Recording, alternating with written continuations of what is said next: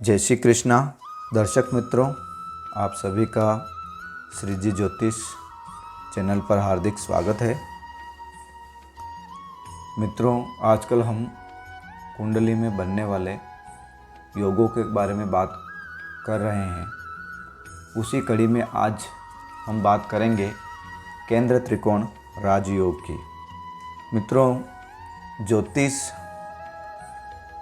सिद्धांत में जो ऋषि पराशर द्वारा लिखी गई पुस्तक है लघु पराशरी, उसमें 42 श्लोक सूत्र दिए गए हैं।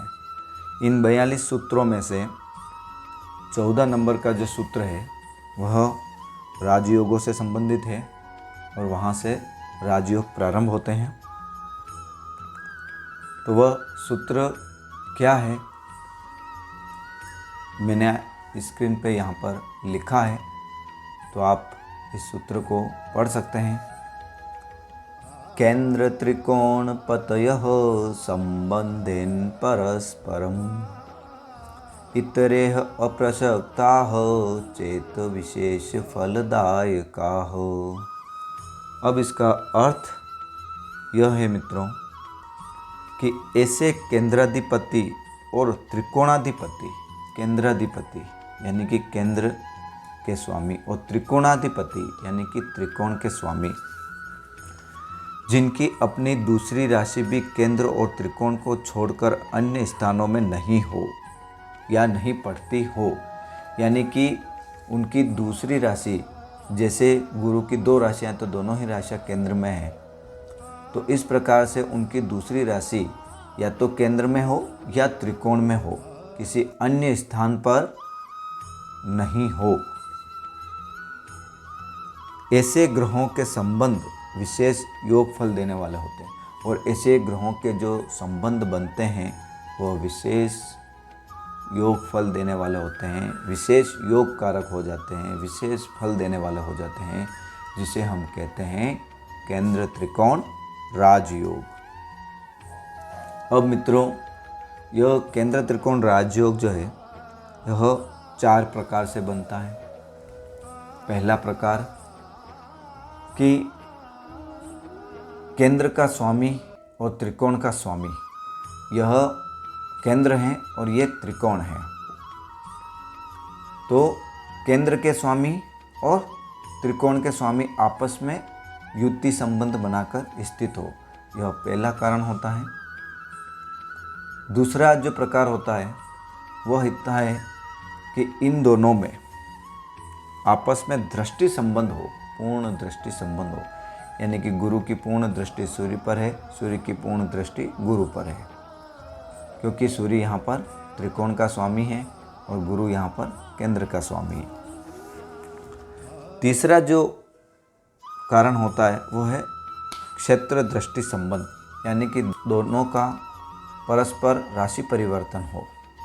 जैसे सूर्यदेव जो है धनु राशि में गुरु की राशि में स्थित है और गुरु सूर्यदेव की सिंह राशि में स्थित है, ये तीसरा कारण बनता है।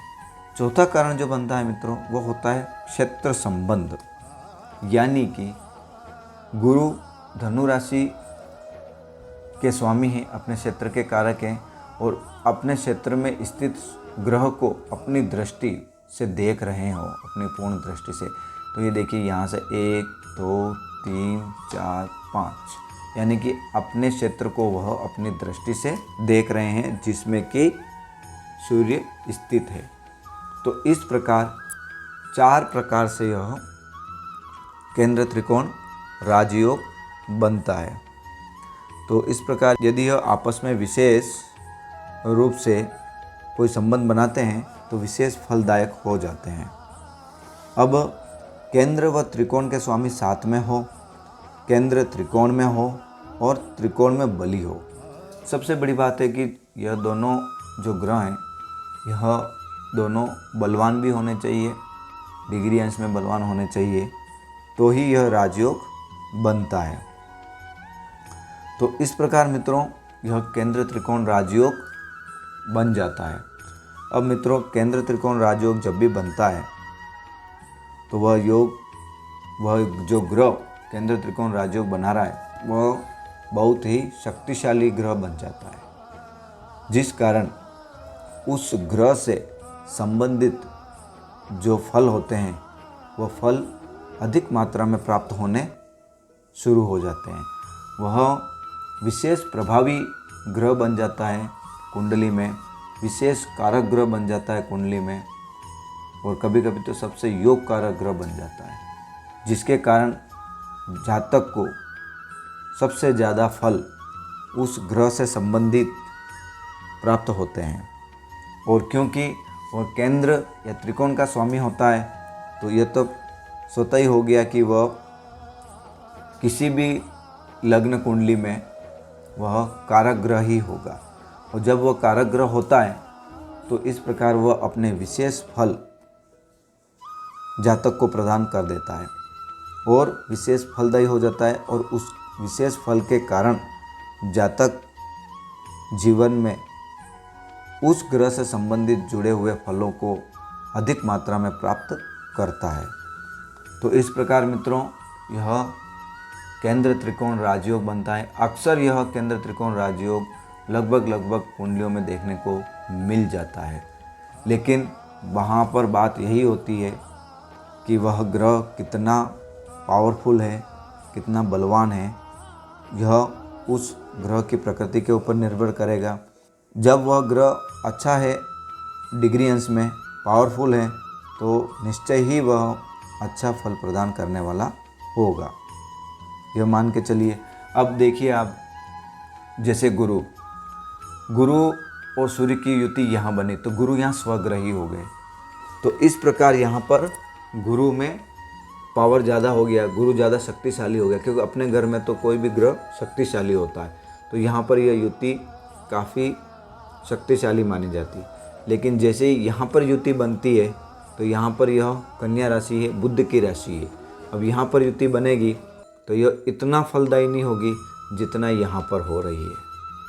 इसी प्रकार यह युति यहाँ बनती है तो यह भी गुरु की राशि है, तो यहाँ पर भी यह विशेष फलदायी होगी। इसी प्रकार यह युति यदि यहाँ पर बनती है तो यहाँ पर यह सूर्य की राशि है, तो यहाँ पर भी यह युति विशेष फलदायी हो जाएगी। यहाँ पर युति बनती है तो यह युति इनके मित्र ग्रह की है, तो यह थोड़ी सी कम फलदायक होगी। यहाँ पर आप मान लीजिए 90% से ऊपर फल प्राप्त होते हैं, तो यहाँ पर 70% के आसपास फल प्राप्त होते हैं, तो यहाँ पर 80% फल प्राप्त होते हैं। तो इस प्रकार मित्रों, अब ये मित्रों यदि यहाँ पर युति बनती, यहाँ पर बनती, यहाँ पर बनती है तो उनके फल न्यून मात्रा में हो जाते हैं। हाँ, यदि यहाँ पर फल युति बन जाती है तो यह भी 60% से ऊपर फल प्रदान करने वाली होती है। बाकी अन्य ग्रहों में जब युति बनती है तो उसमें थोड़ी सी कमी हो जाती है। तो इस प्रकार मित्रों, आप देखिए कि आपकी कुंडली में जो केंद्र त्रिकोण राजयोग बन रहा है वह कितना प्रभावी है, कितना फलदायी है, और वह ग्रह कितना आपके ऊपर, आपके जीवन में कितना आपको प्रभाव दे रहा है, कितना आप उस ग्रह से संबंधित तत्वों को अपने जीवन में ले रहे हैं, प्रभावों को अपने जीवन में ग्रहण कर रहे हैं, यह देखिए। और इस प्रकार केंद्र त्रिकोण राजयोग आप अपनी कुंडली में देखिए। यदि आपको देखना नहीं आता है तो किसी विशेषज्ञ ज्योतिषी से आप सलाह ले सकते हैं। धन्यवाद मित्रों।